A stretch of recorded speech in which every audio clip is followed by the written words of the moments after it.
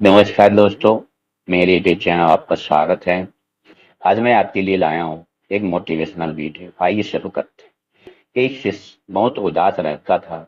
एक दिन गुरु ने उसे नींबू शरबत में ज्यादा नमक डालकर पीने के लिए दिया। शिष्य ने कहा, इसमें शक्कर डाल देंगे तो फिर पीने योग्य हो जाएगा।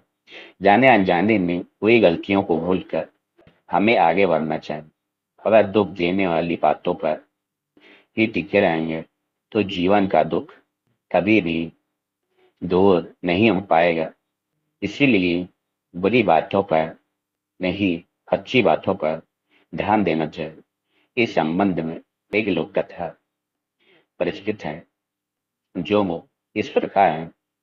कथा के अनुसार पुराने समय में किसी गुरुकुल में एक शिष्य बहुत उदास रहता था। उसके गुरु उसे रोज देखते लेकिन सोचते कि कुछ दिनों में इसका मन ठीक हो जाएगा। काफी दिन बाद जाने के बाद भी शिष्य आश्रम में दुखी ही रहता था। एक दिन गुरु ने उसे कहा कि आज शाम को तुम मेरे पास आना, मुझे कुछ बात करनी है। शाम को पढ़ाई पूरी होने के बाद शिष्य गुरु के पास पहुंचा तो गुरु ने उससे कहा कि तुम इतना उदास क्यों रहते हो। शिष्य बोला, गुरु जी, बीते समय में मेरे परिवार में बहुत परेशानियां एक साथ आ गई। पुरानी बातों को याद करके मेरा पूरा परिवार बहुत दुखी रहने लगा है। उन्हें याद करके मैं यहाँ दुखी रहता हूँ। मेरा मन पढ़ाई में भी नहीं लगता है। गुरु ने कहा, क्या तुम नींबू शरबत पियोगे? उससे तुम्हें अच्छा महसूस हो।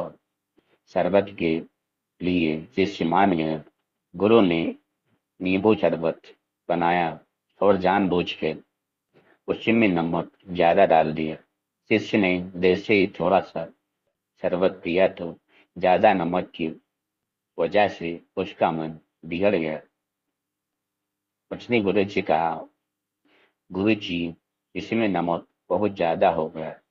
गुरु बोले, अच्छा, शायद गलती से ज्यादा नमक डल गया है, इसे फेंक देते हैं, फिर दूसरा शरबत बना लेते हैं। शिष्य बोला, गुरु जी, इसे फेंकने की जरूरत नहीं है।